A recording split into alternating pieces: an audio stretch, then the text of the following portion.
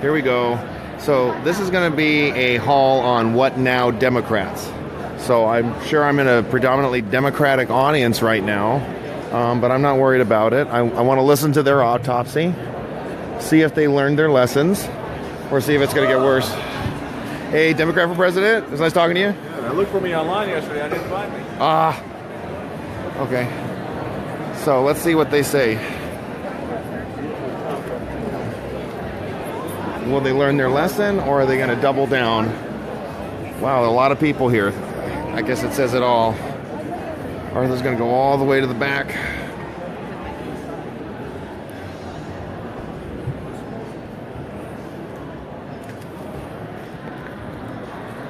This is a very... I wonder if they're going to find out... yes. Do you think we have a demagogue in the White House right now? No. How do you define demagogue? Look in the history. No. How do you define? How do you define? Demagogue is somebody that doesn't go by the rule of law. That sounds like Hillary Clinton. I'm glad she lost. No. Yes.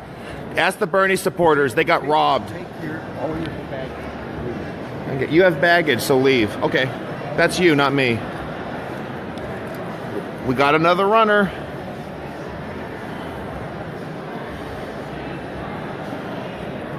This ought to be interesting.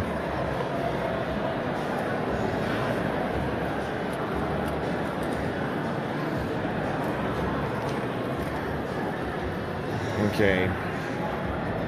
I wonder if the Democratic Party is going to realize that throwing working Americans under the bus is probably what killed their chances. Let's see what happens.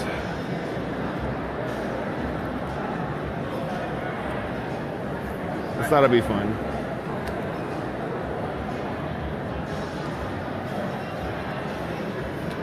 All right, I guess it's in the back.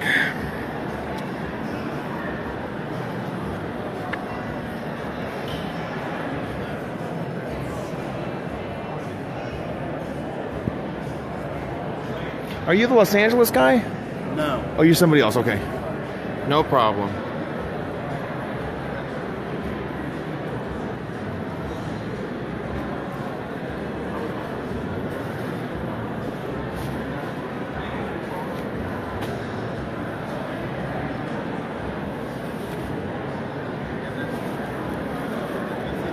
Sorry, everybody. Like I said, I brought a lot of bags.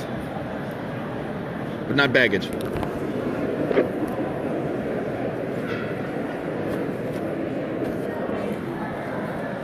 Yes.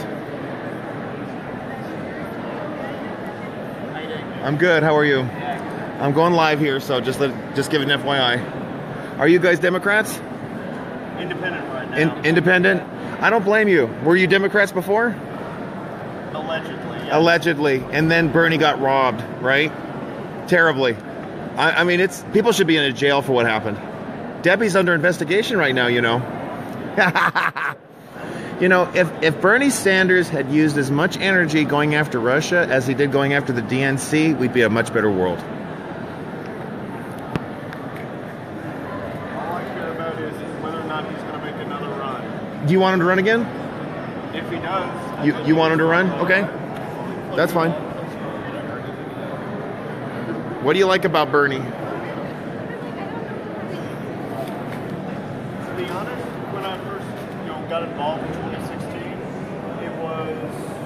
I didn't really care, but about October, when there was allegations of cheating, the competition being one-sided. Yeah. Then it's like, okay, now I'm going to help the underdog. You helped. Who did you, Jill or Gary? I'm sorry? Did you help Joe Stein or Gary Johnson? No, Bernie. Okay. Yeah. You wrote his name in? Not in November. I want to go here. Okay. I've done that a few times in this state. I've had to write in my candidate, but it doesn't matter because of the top two. What about you? Been Republican in the past, or? Yes. Up to now, I'd never had to worry about even considering a Democrat until the top two pushed out all the Republicans in a lot of the key races. Yeah, I disagree with the top two. Yes. I was telling one person there's a stoptop2.com website. There's a movement to stop it, and I'm on board with it. I've never felt so disenfranchised. It's like the whole system's getting rigged, you know, just to benefit corporate, corrupt Democrats who have been bought by big oil, big business, big amnesty, big labor, and little guys are not having the voice that they should have. So I wonder what they're going to talk about. I'm just so excited. Sure. Thank you. What's your name? Evan. Arthur. I'm from Torrance, California. What about you? Anaheim. Oh, wow. Orange County. Awesome. I'm probably like the only Trump hat here. I saw another Trump hat over there. Okay. So. Yeah, there was a couple more of you guys like up front over. Okay. They're probably enjoying the show like me. Yeah, the main reason I was Trump your first choice? He was my fourth, actually. Who was your first, second, and third? Scott Walker. He beat down big labor. Then it was Bobby Jindal. I wanted an executive, someone with experience. My long-term choice was Ted Cruz. And when he blew out in Indiana, I said, okay, I'll support Trump. I wasn't excited about it at first because I didn't trust him. But after I saw what he did for the families who lost loved ones to illegals, that's the Remembrance Project, I said, I'm an enthusiastic Trump supporter, and it's gotten better every day. I love him. Are you a Democrat, an independent? I like to call myself a militant moderate. I voted for Democrats, Republicans Okay. all my life. So you've been all over the map. That's fine. You know, I like to be critical about lots of different issues. Sure. You know, see what the problem is. I find a lot of folks on the right and left they trivialize a lot of issues that are more nuanced and require more, you know, less sexy answers. You know, for example, No Twitter feeds. We want real answers. Yeah, you know, I find some of the more boring politicians to be some of my favorite politicians. You know, the ones who are, you know, you don't see them on Sunday shows every week. Let me preface really quick. Did you vote for a candidate for president? I did, yeah. May I ask? I voted for John Kasich In the primary? in the primary. Okay. And then I voted for Hillary Clinton. You voted for Hillary? Yeah. Okay, got it. But not this Hillary, not the Hillary that we saw in 2016. I voted for the Hillary that was the senator and Secretary of State because I thought she was so phony. Wait a minute, but you voted for her for president. Yeah. But that's the one you voted for. You have to admit. You voted for crooked Hillary to public position, private position Hillary. You have to acknowledge. You're right. You know, honestly, I'm a big free trader. I believe free trade is a good thing. You support NAFTA? Did you support the TPP? I did, yeah. You did support it? I did. I think that the trade deficits that we have in the United States are not as a result of bad trade deals. They're a result of fiscal deficits at the federal level. And all the research suggests that the reason that we have trade deficits with other countries is because the federal government spends more than it takes in. That's a problem. It's an economic theory that basically when your country is spending more than it takes in, that has to be financed somehow. Somebody needs to finance that, and we finance that through foreigners who are buying our bonds. And a lot of currency manipulation, or I mean printing fiat money.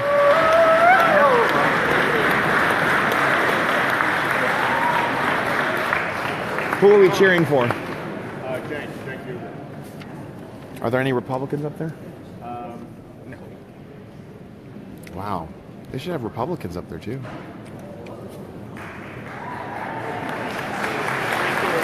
Oh, it's Cenk. Oh my God. Everybody, that's Cenk Uygur in the middle. I saw the election day meltdown. It was funny. I'm not blocking the line. So welcome to What Now, Democrats. How many people were here yesterday? I'm just curious. Oh, yeah. So you may have heard me say this before, but when we started Politicon, year one, we had 138 tickets sold a couple of weeks ago. We ended up with about 10,000 people this year. Wow. Over the 2 years. Everybody, we are at Politicon. Democrats, what next? That's what they're talking about. People in Southern California, they really care about politics. Oh, yeah. What do you think? We got a couple of people. Have you been here all from here, sir? Cenk, you definitely been here is your duty. So Crystal is our moderator. She's an author, activist, TV host, and president of the People's House Project. Crystal Hall.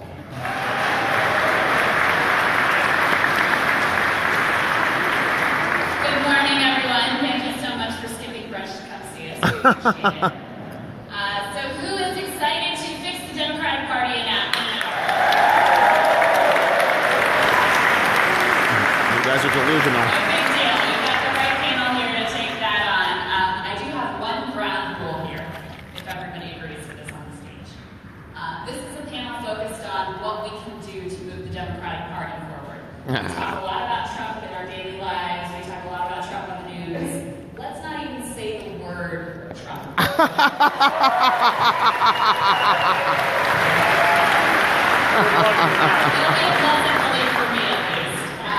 So with that, let's go ahead and get to introducing this fabulous panel. First, to my left, she is the first woman elected to represent the state of Minnesota in the United States Senate. Please welcome. Oh, no kidding.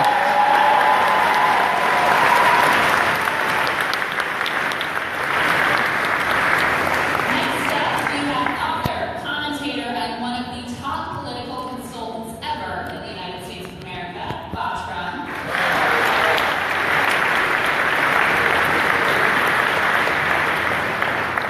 Up next, we have the founder and CEO of the Young Turks and the host of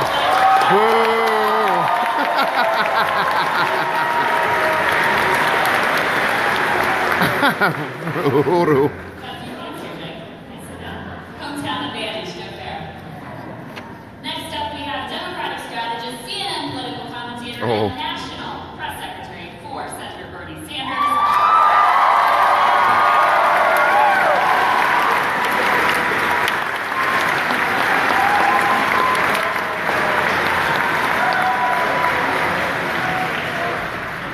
And last but never least, we have political commentator for CNN and the Daily Beast named one of the 100 most influential This is gonna be fun. ever of all time, Sally Cohn. Ooh. Is it a she or a he?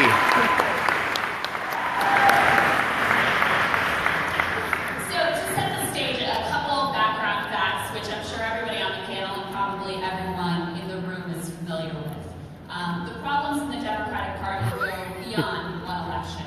Over the past number of years, we've lost 1,000+ state legislatures, we've lost governor's mansions, Yep. we've lost control of the House, we have the smallest House caucus since Reconstruction, Yep. we've lost control of the Senate, Yep. and 60% of the country lives under complete GOP rule. Isn't it great? So the problems go deeper, I think we would all admit, than one failed election in 2016.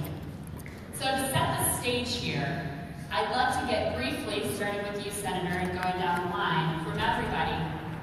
If you ask the average voter today what their impression, what their view of the Democratic Party is, what would they say? And what would you like them to say? Well, I think that this has changed in the last Senator few months Klobuchar since the party, of Minnesota. has evolved some. When you look at from day 2 after the inauguration, not saying a name, millions of people showed up to March, day 9 at the airports. I think it's changed some. I think if you ask them back after the election, they would use some words like stale and things like that. And I think now we are reaching a new point in our party, and it's only moving forward. And it's about resisting, but it's also about insisting on a better way forward. And that is about standing up for people and leaving no one behind, which sadly in this last election, I think there was too much of that going on.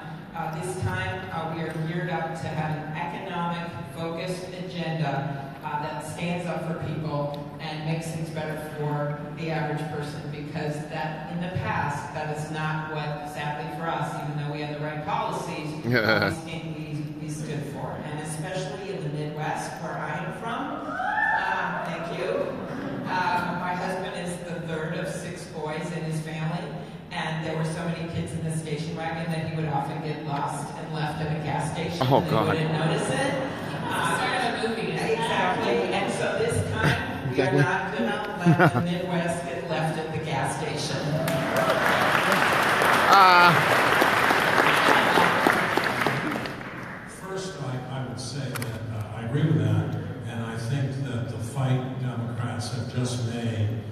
against the health proposal of he who shall not be named.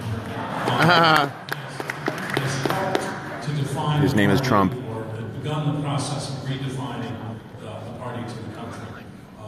And we now have to go out and, I believe, argue for, fight for, and stand for attacks on individual income inequality, for increasing the minimum wage, for actually creating genuine opportunities to go to college. My dad was a tool and die maker. I went to Georgetown and Harvard. That's really hard for someone now because the costs are just so absolutely out of control. And if you ask me what I'd like people to say next year and in 2020, I'd like people to say that we stand for both economic justice and social justice.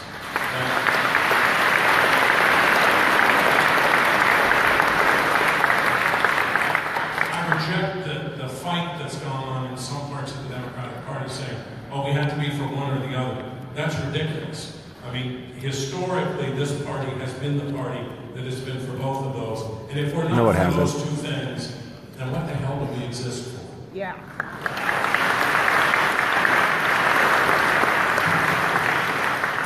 Well, I love what Bob just said there, because if you're for social justice and economic justice, I guess that would make you a Justice Democrat.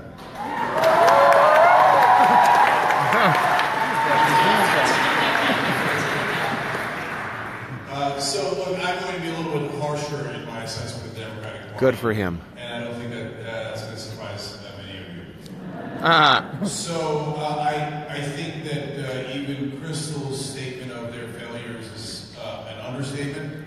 Lost the House, the Senate, the Supreme Court. They lost to a guy that had a 37% approval rating on the day of the election, which is unimaginable. They've lost 69 out of the 99 state legislatures. Yes. So with that stunning record of failure, they have to at least raise their hand and say, we are doing it wrong, and the American people, for whatever reason, don't like us. Let's figure out what that reason is. And I'll tell you what it is. So to your question, Crystal, they will say, if you ask them about the Democratic Party, they will say the establishment. Yep. And that is a miserable thing to say. So that is a label that is disastrous and will lead to far more electoral defeats. So what direction should they go? They should stop the corruption. Yes. Yes. Yes. Starting with Crooked Hillary. Corruption. Yes. When you take money Thank from God. millionaires and billionaires, I agree with him. And corporations, you will represent them. We know that. I can't clap. It's all jazz hands. Jazz hands. You heard it. Cenk said it. The DNC is corrupt. People get upset at me when I say it, but I'm the messenger. It doesn't matter what I say. What matters is what the American people actually believe, and they're showing it at the polls. Yes. So you get mad at me and go, no, we're not systemically corrupt. I took billions of dollars, but that didn't affect my vote at all. But then people won't show up to vote for you because they find that proposition comical. Absolutely comical. So what direction should we go? Complete and utter anti-corruption. We will not represent corporations. We will not represent the rich. We will represent the farmers. There's an idea.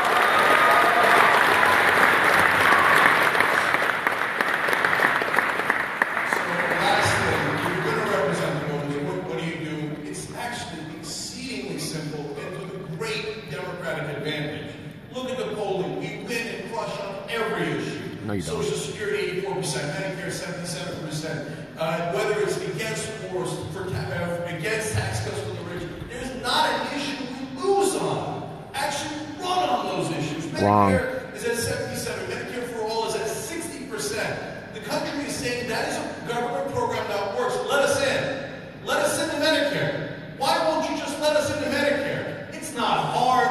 I mean, are you telling me that the position that 60% of the country agrees with? Now 61% say the government, the federal government, should run healthcare. What is difficult about this? And you know what it is. Because it's not true. It's the drug companies and the health insurance companies that are donating to the politicians.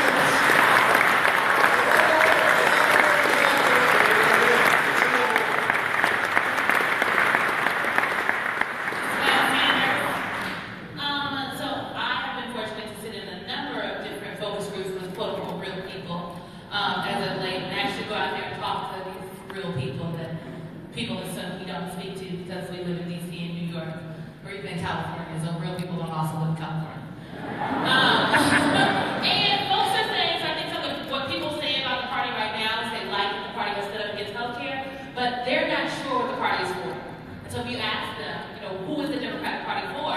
I've been places Hillary. where they have said, well, they're not for working people. And No, they're not. To folks like myself and some other people who know what the Democratic Party says it stands for, but people say that the Democratic Party doesn't actually stand for working people. They don't know what it stands for.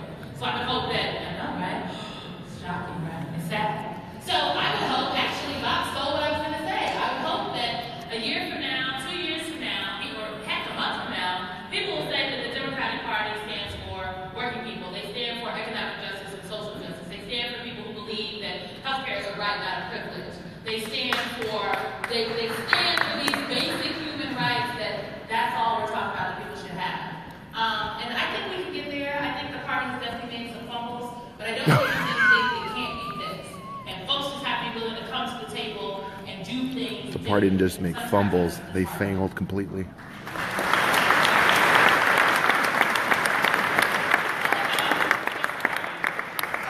Well, I'll try to say something different. There's a lot of what I've heard that I agree with. First of all, look, just to pick up on where Cenk left off, I completely 1,100% agree campaign finance reform is a fundamental fix. We need to get control back of our democracy and take it away from big money interests. Period.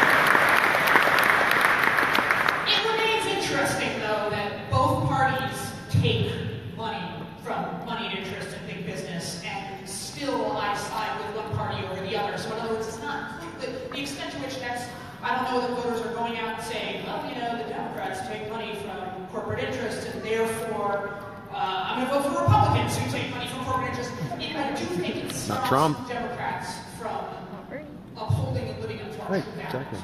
Now, that being said, there's a lot of other things that stop the Democrats from upholding what I always believe were our true values, and that's my sense of, look, parties change, and the meaning of parties has changed over history. If you go into the other room where all the conservatives are, they'll tell you that once upon a time the Democrats were the party that opposed civil rights, opposed racial justice, and that's still do.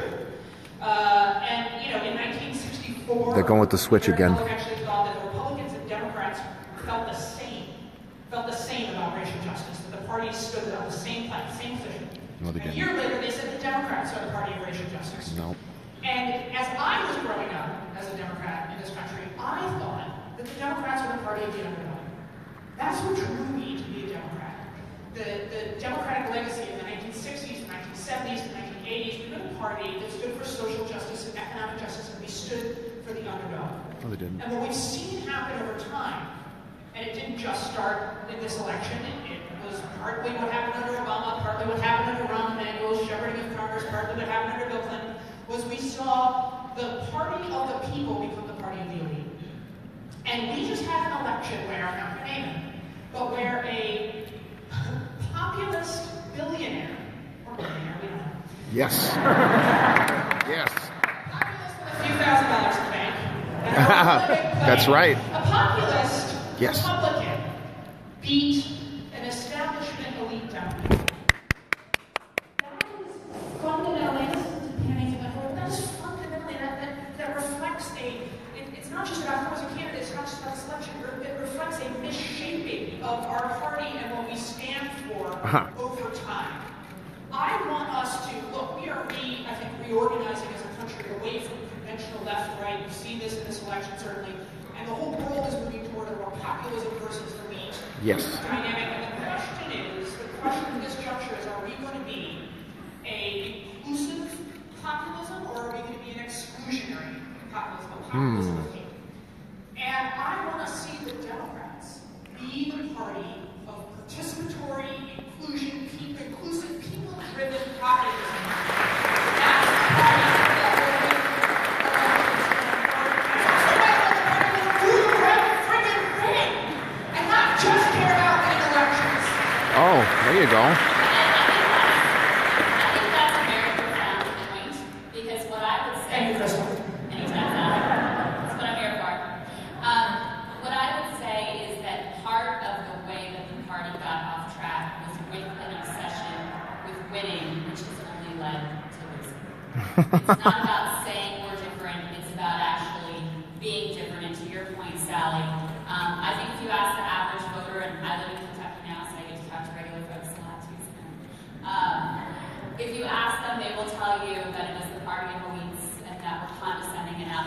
Yes, you are.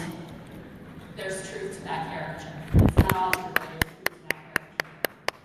truth to that caricature. Is to the party's credit, there's an awareness that we can't just be against. We have to have a positive agenda, something you've been working very hard on, which I'm extremely grateful for. But as we roll out that new agenda, better deal, are Nancy Pelosi and Chuck Schumer the right messengers? No, they're not. They're terrible. Okay, I think we need messengers from all over the country. And those messengers include our leadership, of course, but they also include mayors and people who you might not have seen on TV before. And I think if Bernie Sanders' campaign brought a lot of things to our party, but that was one of them. The need to have other voices, and especially voices. Nancy's from this state. Chuck is from another state on the East Coast, so I think you need voices in the middle. But I think just as important as that is what we're saying. And that this agenda has to be real, and it has to reflect this new economy, the gig economy, where people aren't just staying at one job, and they're going to have to bring their health care and bring their benefits with them and find ways to save. I think it's about, as our friends up here so beautifully said, it's about taking on a lot of these big interests. For the first time, when we stood there, a group of us, and announced the agenda, including Elizabeth Warren, we talked about antitrust. Now that might sound like super boring, or maybe you're thinking Teddy Roosevelt, but this is taking on a situation where more and more companies have merged, so we actually have 50% more mergers than we have had in decades, right? And that is consolidated power.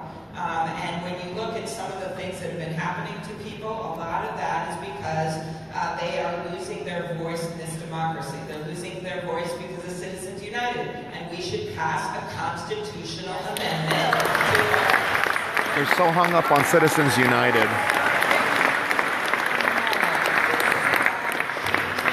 Yeah, she's sold out too. It's everything. You should from tell her that. airlines to hospitals to beer. It's even in beer. When beer companies control, Is that right? That's really serious stuff. When they control all the They're hypocrites. distribution line under them, that's a problem. And then something Sorry. that I've been working on for years, Sorry. which is the pharmaceutical issue.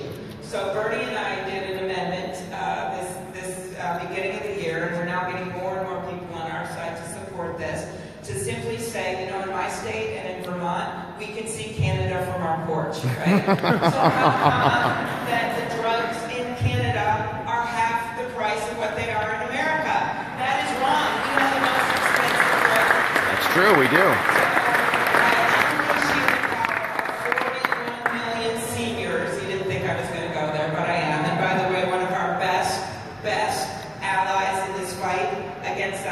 Mean-spirited, to use the guy's words, mean healthcare bill was AARP, and to unleash the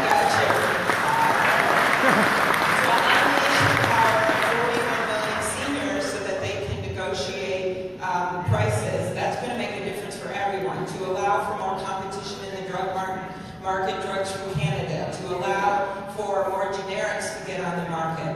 These are all things that we have to do, and so when we talk about a new agenda, it is not just taking the old ideas, it is actually coming up with some new ideas that stands up for economic justice. New ideas, but they keep talking about Citizens United.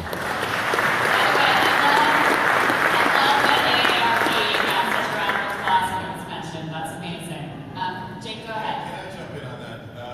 So I think Chuck Schumer and the Senate Democrats have gone some of the way towards getting better, and so the new proposal has parts of it that I really like. The antitrust stuff is great. It's an absolute crime that we can't negotiate drug prices at Medicare, and that should be fixed immediately. And it shows the hypocrisy of Donald Trump. Oh, sorry. Nope. Boo! He broke the rule.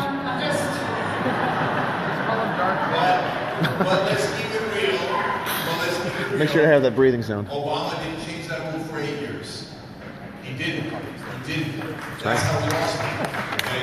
So, all right. So, to have your Schumer on the right road.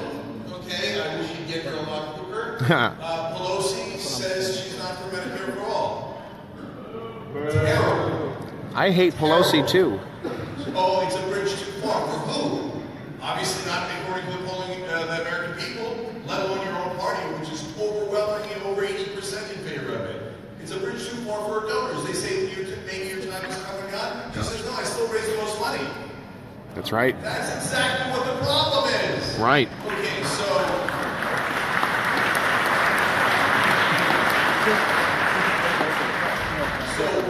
but mainly, it's never personal. But when I want to break down some of the myths that you see on TV, which is an establishment factory. Right. So when now all of a sudden Bernie Sanders is the #1 most popular politician in the country. No, that would be Trump. I was told over and over again that in the primaries, if someone is the leader of the Democratic Party, everyone else should step aside. Remember when we heard that? And now all of a sudden the establishment media, in cahoots with the establishment Democrats, tell us we need fresh faces. I don't remember them saying that about Hillary Clinton. I don't remember it was only a year ago. And I bring that up now because how come we need fresh faces when Bernie's leading, but we don't need fresh faces when it's Schaper and Pelosi? Ah. Right. Get rid of them.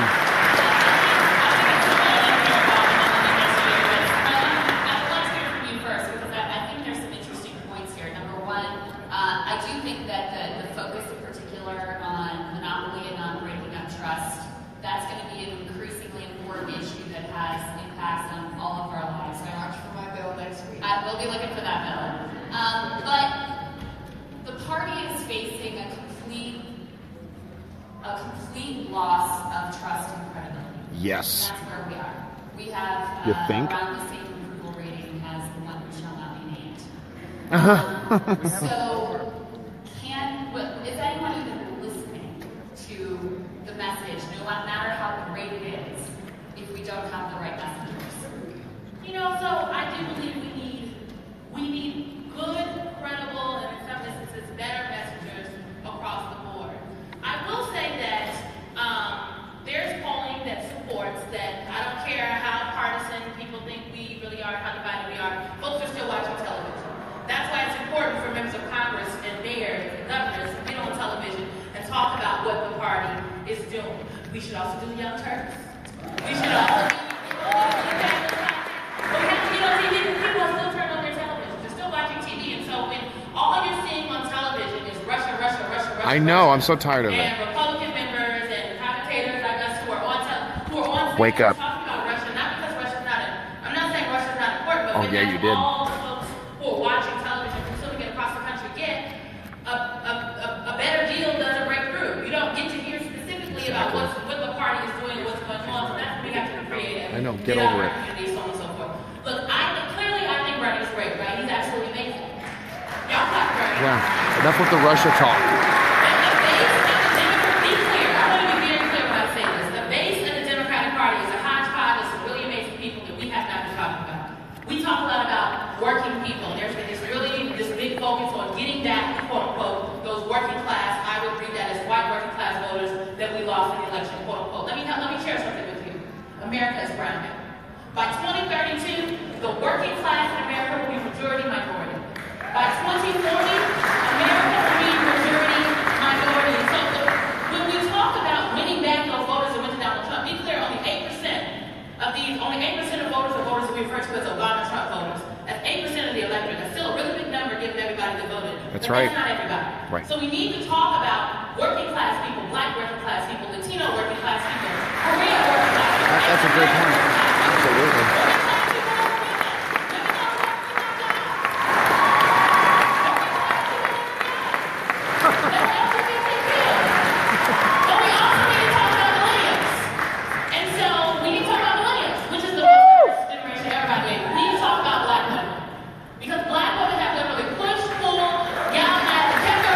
So you're still seeing the intersectionality of the Democratic Party.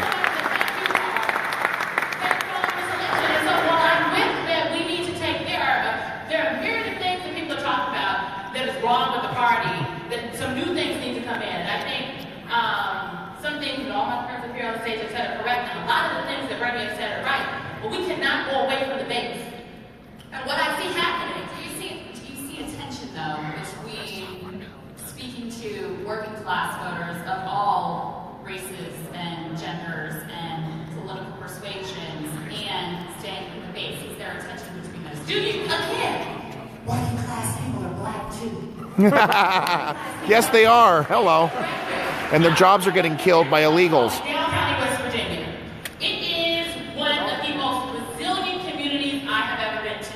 It is also one of the whitest. To be frank, I'm also from Omaha, Nebraska, from one of those really great places. That's why black and Hispanic voted Trump. They're working class and their jobs are getting taken by illegals. Down County, West Virginia, have some of the same issues and are facing some of the same trials as folks from downtown Chicago, Illinois. Right.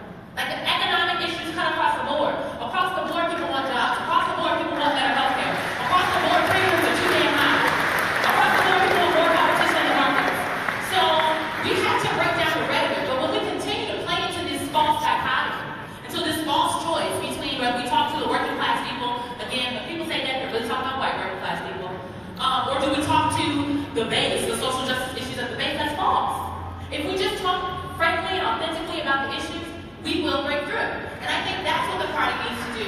So when the party goes on a tour across the country and brings no young people, brings no black women, that's a problem for me.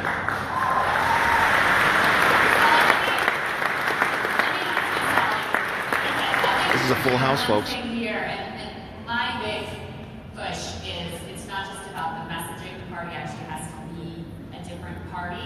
But one thing that I see as sort of a consistent issue is when people say working class, frequently they are referring to the white working class, and even when they're not, there's an assumption that they are. Is there another, as a, somebody who does a lot of television and talks about these white? It's okay, somebody's white. Speak to us. And talks on television. Oh my gosh, is there another phrase? Is there a different language we can use to get out of this? Because it's something I'm very sensitive to. All right, so I want to go deeper than language. I'm going to double down on what Simone just said.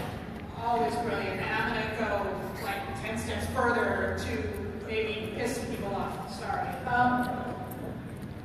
First of all, I actually make an assumption. Maybe I'm just a really generous human being. I've been accused of that. But I make an assumption that most leaders in the Democratic Party, won't name names, and some of the names who come across this conversation, if you ask them in private with a promise it would never be public, would say, hell yeah, I support Medicare for all. Hell yeah, I support the most radical things we can think of. I actually think, this was my sense around same-sex marriage. That in fact our party's leaders privately were there, but they didn't think publicly they could support it. And so that's why they had to call it. And that kind of discomfort is what people sense that. They sense if you're not being, we call it authenticity. You know, you feel it. And my sense of why that is, right, is not because, it is because of this sense that to be a legitimate party, to be a winning party, You have to stop cheating. we have to appeal to the middle. And I think that is defined in two ways. One is defined in a sort of pre-hyper-partisanship notion about swing voters who are disappearing by the day. And there's a kind of rational element to it. But also, let's be very frank, I think our politics exist within a framework of white normative hegemony, what we might call white supremacy, that the Oh my God. voters are white voters. You gotta agree. And so,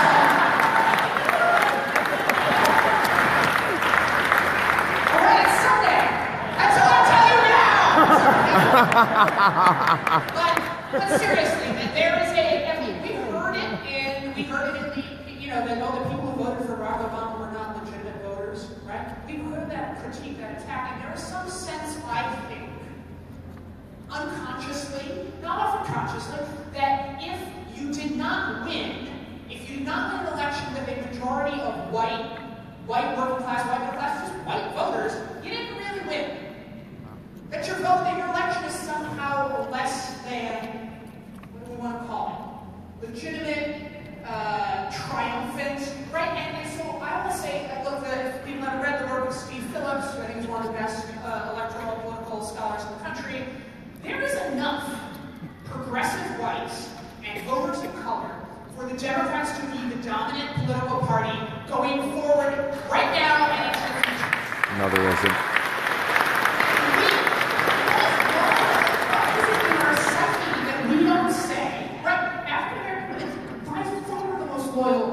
political voting. We voted at 94%. But for instance, if we had had African American turnout, just African American turnout in the last election, forget Obama, it was higher under Obama, it was 66%, I think, but under Kerry it was 60%, and it was down under Hillary. We didn't prioritize that. We didn't care about that as much. And now all we talk about is wanting to go after Trump. Yes, of course, I do think if we stood for anything, we actually stood for things that had those values, that had populist values, I think those votes would come to us. But there's something in our psyche that says a legitimate party goes after those voters and doesn't proudly stand with the diversifying of this country and what this country actually is. And as Simone brilliantly pointed out, African American voters also want to be able to have a job and provide for their families. Exactly. But go ahead and get in here. Several points. One, you're absolutely right about gay marriage. I was there, I dealt with it, and people privately would say, this is ridiculous. Of course I'd like to be for it. But it was being used as a wedge issue, and it was used brilliantly by the Bush campaign in 2004 as a wedge issue, and it's probably why they carried Ohio. So politicians are kind of dealing with some of these realities when they do this. Number two, and maybe this will make me unpopular, I want to say something in defense of both Chuck Schumer and Nancy Pelosi. When Voldemort first proposed his health care plan, you could have made a lot of money betting at landlords that there were going to be one or two Democratic defectors. And Chuck Schumer held that caucus together. Well, of course they are, because they're losers.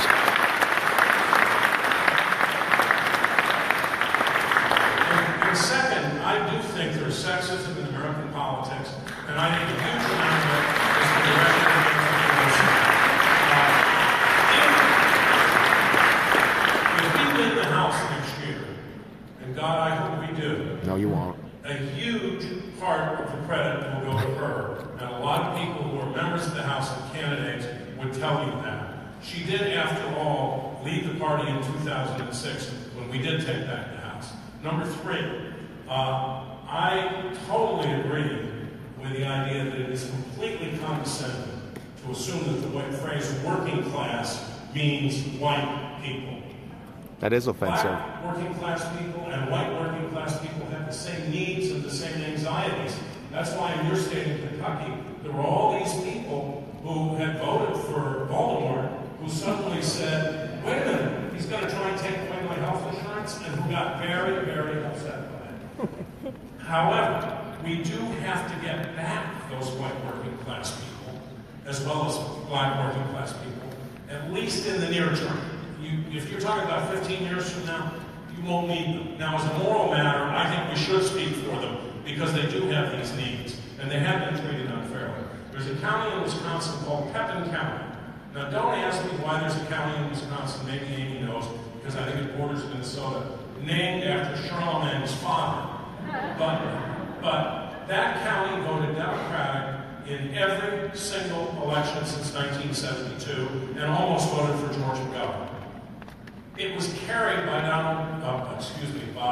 Don, That's by fine. 24 points. Now, I think, and that leads me to my last point, I think that there is an alchemy, a chemistry in American politics, where messengers connect or they don't connect. People wrote Bernie Sanders off 1%, going to go nowhere, and boy did he connect with people from the very first time he stood on the shores of Lake Champlain and announced his candidacy. He connected. And it's not in my view about where you're from or how much money you have. I mean, Franklin Roosevelt connected, John F. Kennedy connected. They both came from Hillary the did not establishment. connect. But people Hillary did not outside connect. the establishment thought and believed that they cared about them. I think our failure in 2016 was to convey the idea that we cared about these people. And I think in 2020, we have to make sure, and in 2018 for that matter, that people understand that we're caring about them and that we're fighting for them. If we do that, we'll win. So, I'm going to ask a very quick policy question of the Senator, and then we've got a couple of questions out here that I want to get to.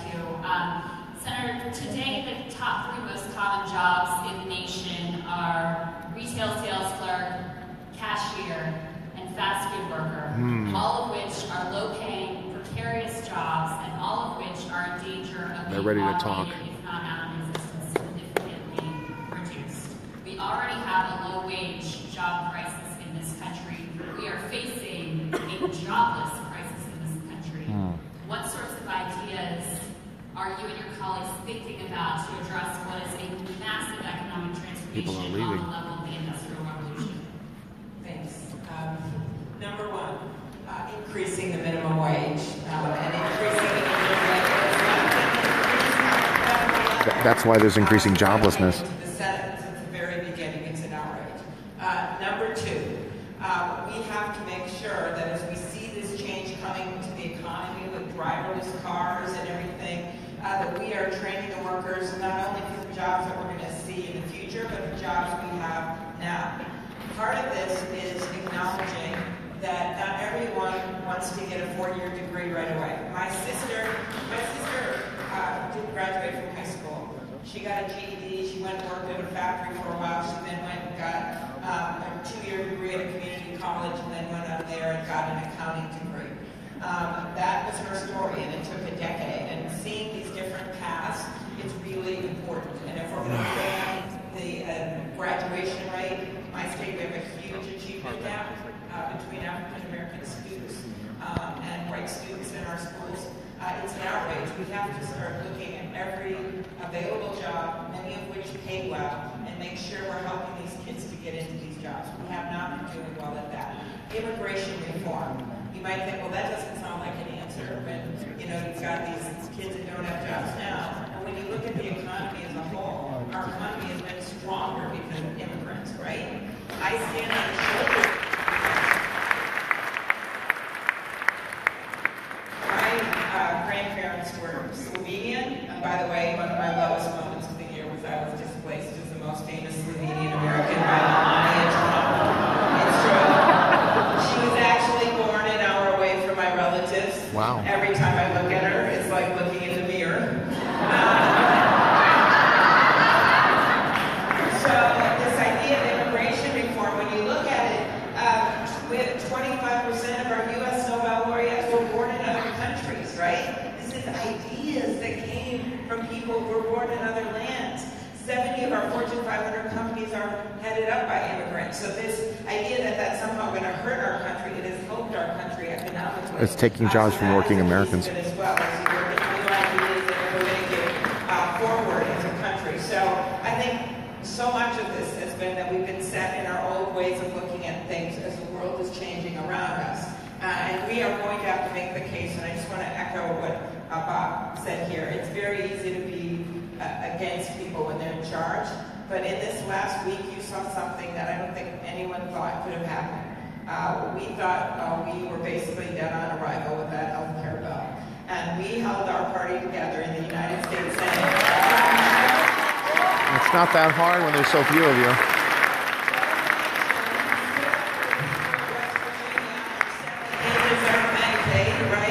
To Bernie Sanders, and we did that, and we never wavered. And when you have that kind of unity on a common principle, it gets contagious. And while a lot of the focus has been on John McCain, and when he I'm going to see if I can win. Made that vote, and let's not forget the 2 other women. Do you think that?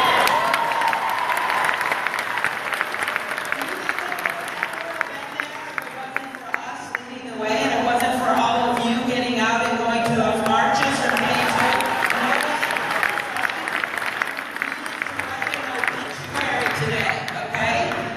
we have been through a resounding defeat in the last election. There is no doubt about that. But we have a way forward, and we are walking it right now. So.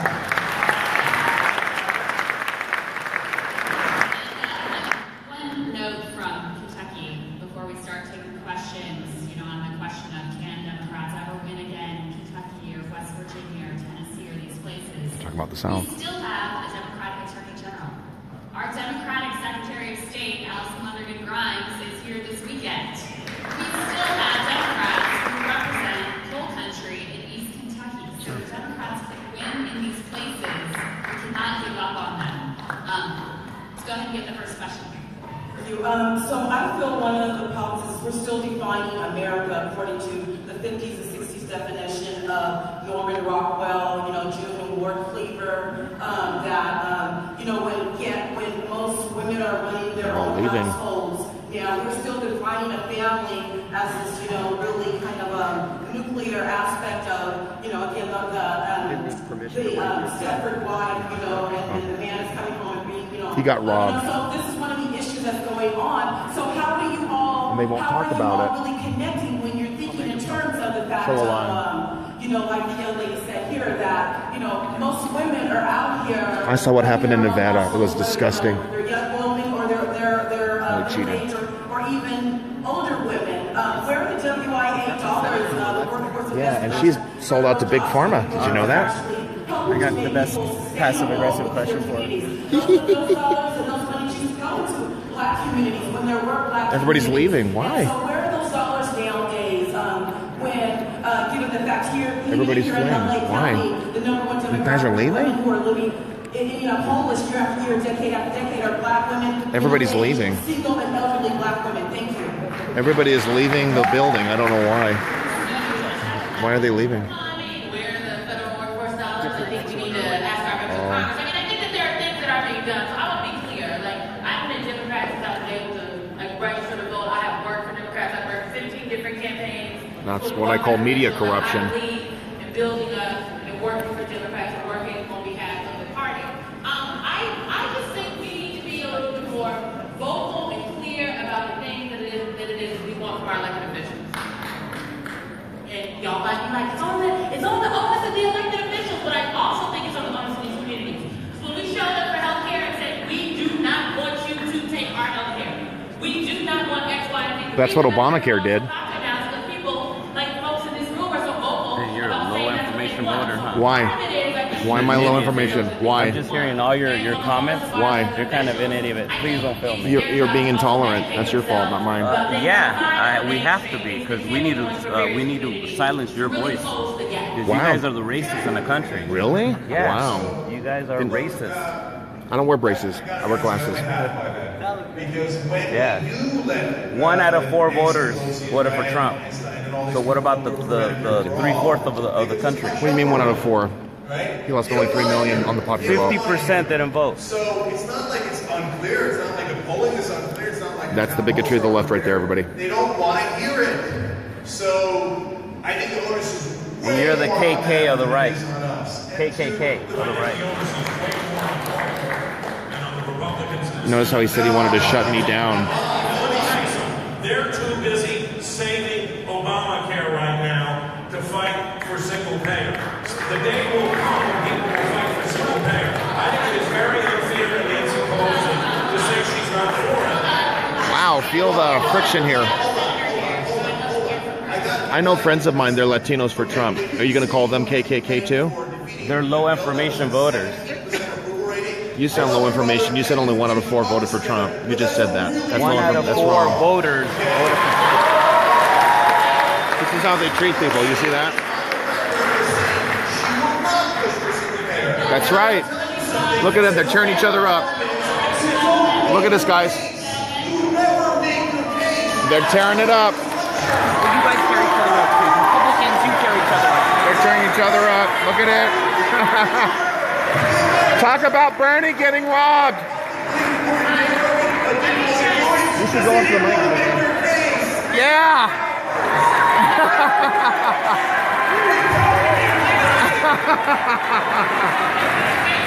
Stop pretending. Stop.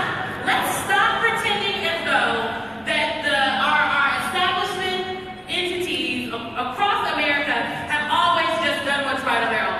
Like, we would still be sitting in segregated lunch counters if it weren't for people who push our like Republicans.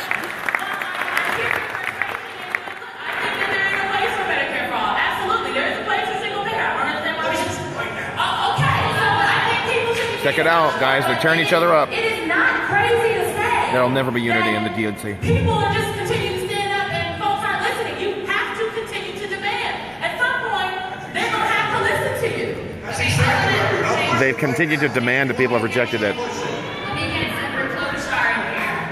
I want to get Senator Klobuchar in here because we have one of these theoretical folks that you're talking about.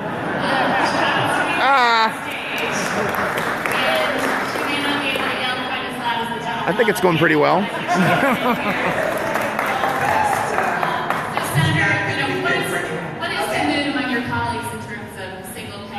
They all voted against it. They all voted against it. Remember? There was an amendment by a Republican. Steve Daines introduced it. And what we have seen in the last few months, and you can Nobody's talking about contrast it with Obamacare and the Trump plan in a minute, or the Voldemort plan, whatever you want to call it. But I've never seen anything like it. People coming up in parades with a child with Down syndrome, saying, you know, I've always been a Republican. This is my child. This is the face for health care in this country. Last weekend I met a pitcher and a catcher, 11 years old. Pitcher diagnosed with juvenile diabetes, catcher perfectly healthy. And the mom said, is this a lottery now? Are they telling me one of my children will live and one won't live? So while we can have the policy debate, and I would love to expand Medicare and look at maybe expanding Medicaid and doing that next.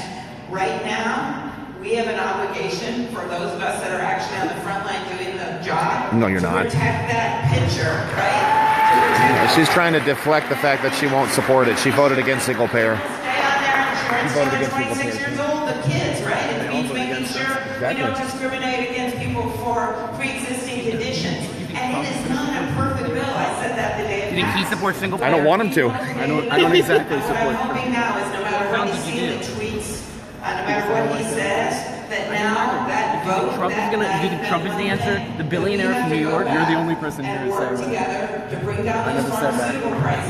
It sounds like you like Trump. It sounds like you guys like Trump a lot. I know I do. Yeah, no. They're like why? Like 25% voted for Trump, 26% voted for Hillary. Just because we don't have the gerrymandered states that you guys have. What do you mean you guys? I live in California. This is my state. Well, we won our state, thank God. But Voter 24 fraud. million, Voter 24 fraud. million voters were silenced No, they by weren't. small states. No, you weren't. You We know, have an like electoral Montana. college. It's not a popular vote. It's an electoral vote. You need to read your constitution. You sound like a low information voter, buddy. The day that I Low went information. and filled out the bubble. He's your for president, Hillary, buddy. He's not my president. Yes, he is. He's going to be in prison pretty soon. You live here, don't you? He's your president. Yeah. Let's not get thrown out before we ask any questions. Oh, I know. I want to hear your question. I'm so desperate. I want to hear. Well, just in case, what did you want to ask him? I'm going to ask the senator if she wants to prove that she's serious about the Democratic Party changing direction by either joining or supporting the Justice Democrats. I support the Justice Democrats. You're not going to ask about Big Pharma? I would have had more time. Goldwater lost a landslide election. Fine if you ask about Big Pharma. I'll do it. I'm going to ask why she voted against single payer. I'll ask her that. They built a machine, they built a media machine, they built it based on a philosophy, not a bunch of little things they were going to do. It was a simple philosophy. Ideas. Government doesn't work. You're right, it doesn't. And every time they've gotten into power, they've proved that point. But it sucks. Except for some things. The fact is that we have not yet done that. We keep talking about the edges. The Republicans made up their mind not to deal with the middle, but to I've got two questions. Well, are you going to acknowledge that Bernie Sanders got robbed, and when are you going to prosecute DSW? And why did you vote against single payer for Amy? And he's not Amy. Sorry, I didn't mean to put my back on you, brother. And the other thing I want to say is, Amy, why are you taking big money from Big Pharma? what keeps the Democratic Party from Hopefully you get to ask about it once before then. I'll have to ask like three. They probably won't let you ask more than once. They're going to try. They tried 3 times to shut me down around here. I won't take it. Look at all the empty seats. I believe strongly in the progressive revolution, and I would say, by the way, that since 1964, we have seen enormous progress in this country on a number of issues. Not all issues. We have a long way to go, but we've seen a lot of progress. The history you outlined is actually a little more complicated. The Republican reaction to the Goldwater defeat was, we have to go to some kind of mushy middle. And that's what Richard Nixon, much as we may not like him, that's certainly what he was in domestic policy. He did. He signed into law the Environmental Protection Agency. He did. He did a deal with Ted Kennedy and George McGovern to expand food stamps massively. Yeah. And it was Nixon only is a big government with the coming guy. of Ronald Reagan that the Republican Party became, and by the way, today Reagan would be a Reiner. He'd be a Republican and name only names wrong. Because this guy was a guy who was for immigration reform. Yeah. This was a guy who did. Oh, I know, and it was wrong. Right, it's hurt us. At a deeper level, I think you're touching on something very profound.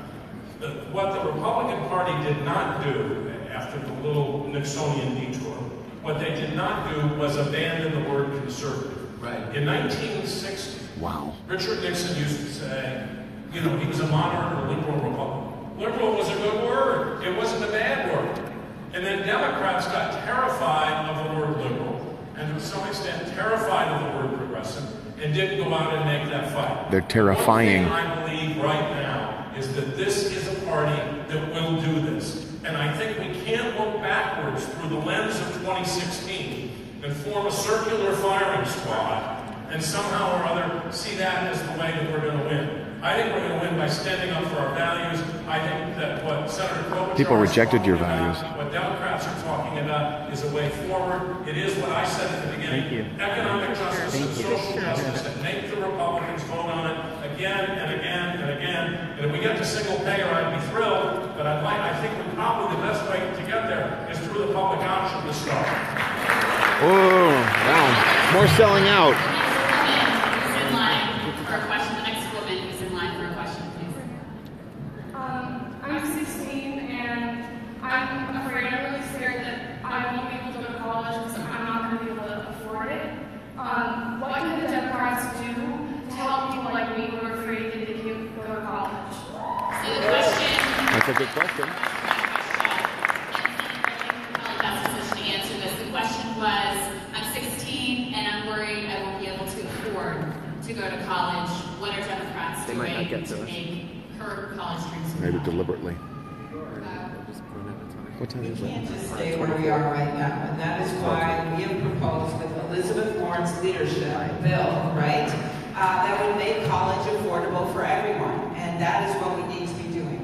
We have a situation where we made some changes, which were good when President Obama was in, to make student loans affordable for students like yourself who are coming in. There's so many students. It's right now the #1 form of debt for a lot of our seniors. Yes. It's actually student loans. Because they are either paying for the loans of their kids or their grandkids. Right. And so it is reverberating through. Yeah, I see some hands. Look at them all go. They're Not reading. grandparents, maybe, but it's reverberating through our whole economy. So I think that is making it more affordable, making the 2-year degree an option for, and not dissing that degree and giving it the dignity that it deserves. And I know that By giving more of them out? for the 1 and the 2-year degrees, looking at the skills that as a 16-year-old, what kind of advice you're getting in high school.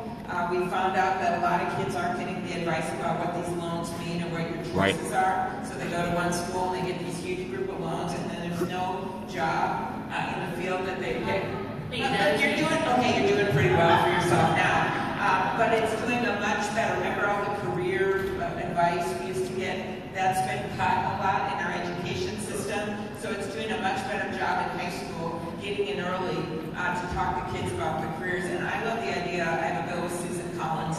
I love that I can name drop her name as a Republican today.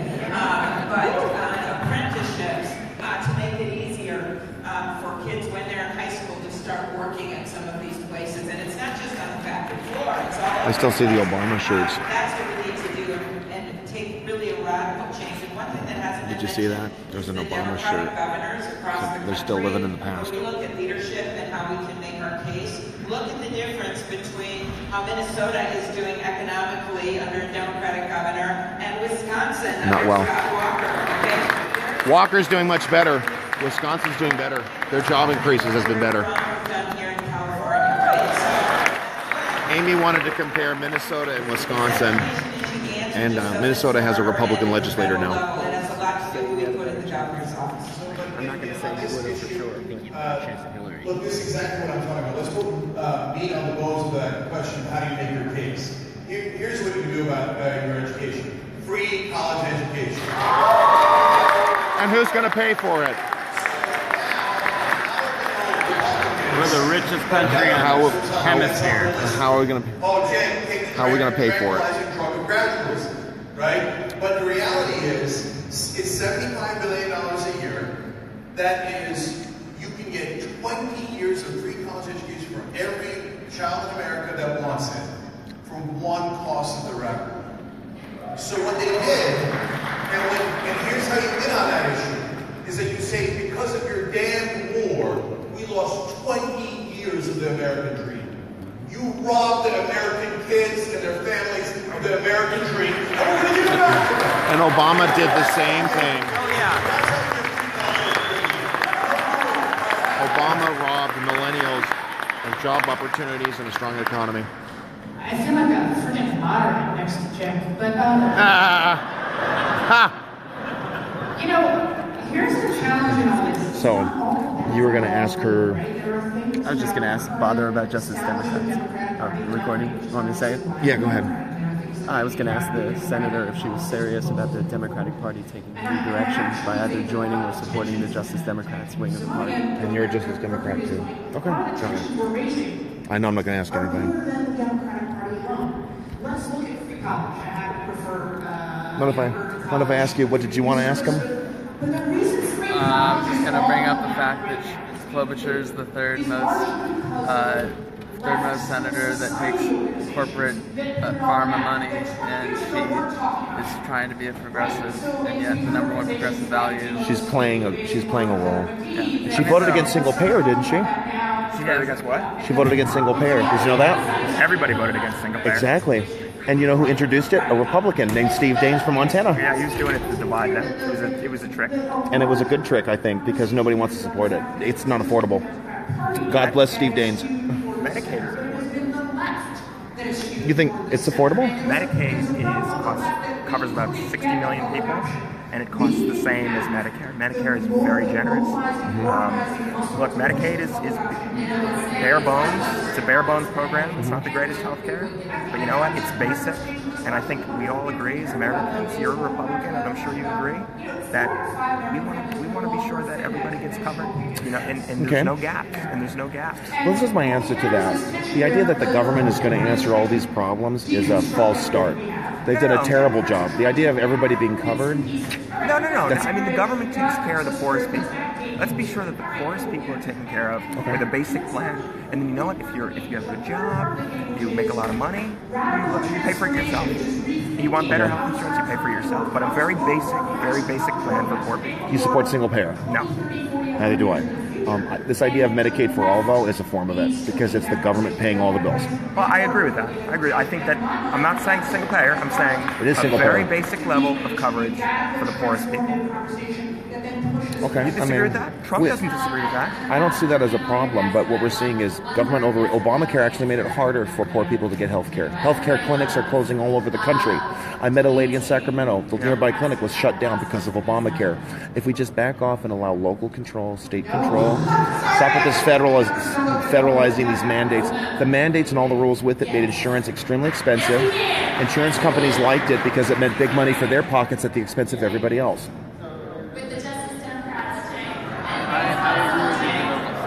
In my view, Obamacare is basically just a Republican plan.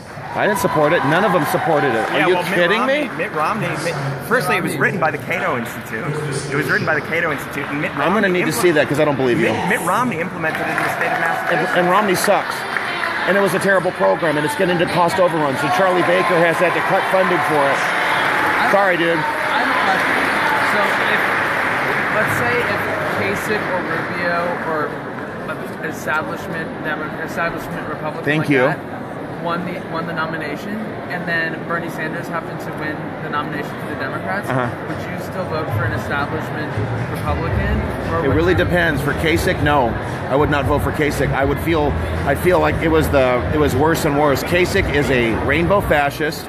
He would put me in a jail cell for not baking a wedding cake for a gay wedding. He said that. That is tyranny. I'm not voting for that. he would keep Obamacare because he pushed it in Ohio. The Medicaid reimbursements are too low. The cost overruns are outrageous. Look at Watchdog Ohio. They're nonpartisan, by the way. They go after Republican and Democrat. Let me ask you a question about the rainbow cake fascist. Would you? So the argument is you shouldn't force a private business to provide a service. To provide a service to somebody who's gay. Anybody. Let me ask you a question. Anybody. I'm going to ask you. Would you support a business refusing to serve somebody because they're black? I'd allow them to do that. And you know why? You support that? I don't like it, but I'd allow it. Because that business would get shut down in probably about 10 days. The free market is a much better equalizer. Always has been. Why? A business is stupid to say to a black voter or a black business owner, I don't want your money. In the South, by the way, private businesses, by and large, were egalitarian. Business is about making money, getting the cash. It's the government that imposed those Jim Crow laws. And by the way, it was the Democratic Party who did. Republicans have been on the fight for civil rights from day one. Black U.S. senators were Republican at the outset. The first black U.S. senator in the recent times that was a Republican is a Republican named Tim Scott. Tim Scott, I know one of his senior aides. Wonderful. I love him. So would you don't want the government to force you to bake a cake for a gay person. Or anybody. Would you bake a cake for a gay person? No, I wouldn't. And here's another part of the problem I have to explain to you. Okay. What is this? I have homosexual friends, by the way. I'm not gay myself, okay? And they know my views on natural marriage. I don't believe you're born gay. There's no science for it. Okay. Are you homosexual? No. Okay. Just you're a talent though. That's great. Yeah. All right. Good chatting with you. Okay. I appreciate it. What's your name? Greg. So you're speaking at an event? One of them. Which one? I wish I'd known. No, I'm not. My friend just gave me the pass. Either way, you have a talent. I appreciate it. Bernie got robbed. They didn't mention that Bernie Sanders got robbed. Why didn't they talk about that?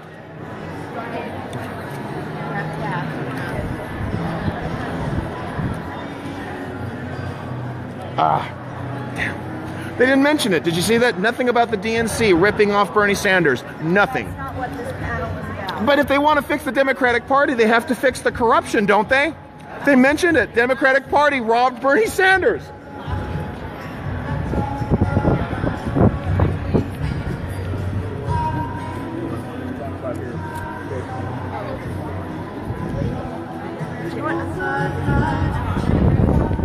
I'm sorry. I'm a fast. Hey, Senator Klobuchar, right? There we go. Did I say it right? You did. That was pretty good. Okay, thank you. Isn't it true you're getting a lot of money from Big Pharma? Is that why you voted against the single-payer bill? I think you better do your research. But you are getting money from Big Pharma, aren't you? Yeah. Okay, then why did you vote against it? Why did you vote against the single-payer provision advanced by Steve Daines? Look at my FEC report. Why did you vote against single-payer, though? You voted against the Steve Daines amendment. Why? He just wants attention. Look at that. He's been on YouTube. I'm allowed to ask these questions. You're a Democratic U.S. Senator, and you voted against single-payer. Stop blocking me. First Amendment. You've been First Amendment. Yep. You're so funny. You don't believe in the First Amendment? You have been. You don't believe in the First Amendment. You think the First Amendment's funny? That's what we're dealing with. Y'all have to clear this area. I don't blame you. I tried. I just want everybody to notice she voted against single payer and won't own up to it.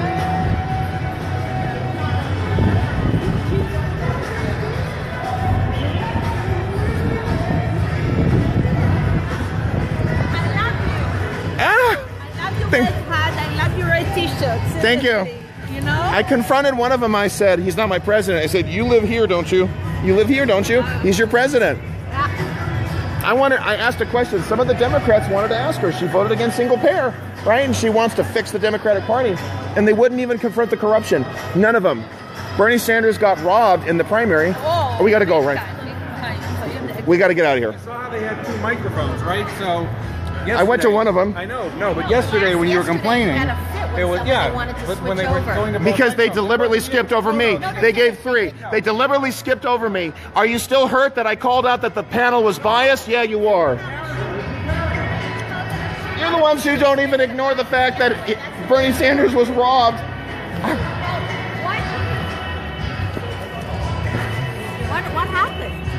So what happened is they called 3 people in the front line. I was the 3rd person, right? Then they skipped over to the back line. And I took over and I said, it's my turn. That panel was so biased. It had left-leaning or never Trumpers, and then Democrats. Nobody likes Trump. And so, of course, it's Trump, Trump, Trump sucks. And it's like, you guys are outrageous. You know, they're saying that it's the media versus Trump. And I said, Trump, Trump, the media. Big time. Called out their lies, exposed their corruption. They said nothing about what happened. The media didn't record what happened to Bernie Sanders. I had to go to a private witness at the convention in Nevada. Did you see what happened to Bernie? No, I'm a Bernie girl, I know. I know, in Nevada, it was corrupt. It disgusted me. I was Bernie girl too. You voted for Bernie? You know, to eliminate Hillary. Oh. In the primary. Gotcha. I made the calculation here. Oh, I'm sorry. We got to get the heck out of here. I'm going to get that pen. I'll get out of here. Thank you for your patience. Oh, let me join you outside. They didn't talk about it. Bernie got robbed.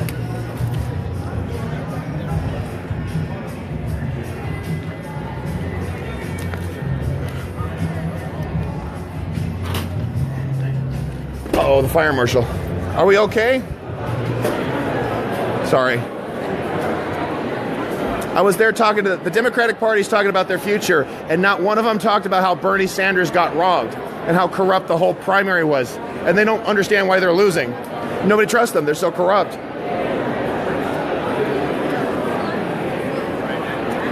It's true, though, right? Bernie got robbed. I agree with you.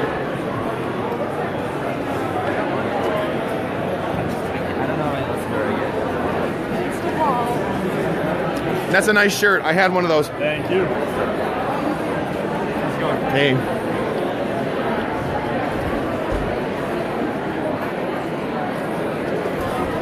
Okay.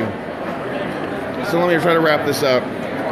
So there I was listening to how the Democrats are talking about where they go from there. And none of them talked about how Bernie Sanders was robbed in the primary. None of them talked about how their message doesn't resonate with middle America. None of them talked about how corrupt and elitist they've become, except for Cenk. Cenk Uygur, ironically enough, mentioned the corruption. And the corruption won't stop because they want to push the side of the government and they want to make it bigger. And they wonder why they're doing so poorly. I think the Democratic Party will collapse and they're going to have to form some other alternative in order to be effective. And hey, I'm not saying that the same thing might not happen to the Republican Party if they're not going to stand by their promises to repeal Obamacare, to expand the free market, and to ensure protections of all individual liberties. So, everybody, that was that. Let me put a...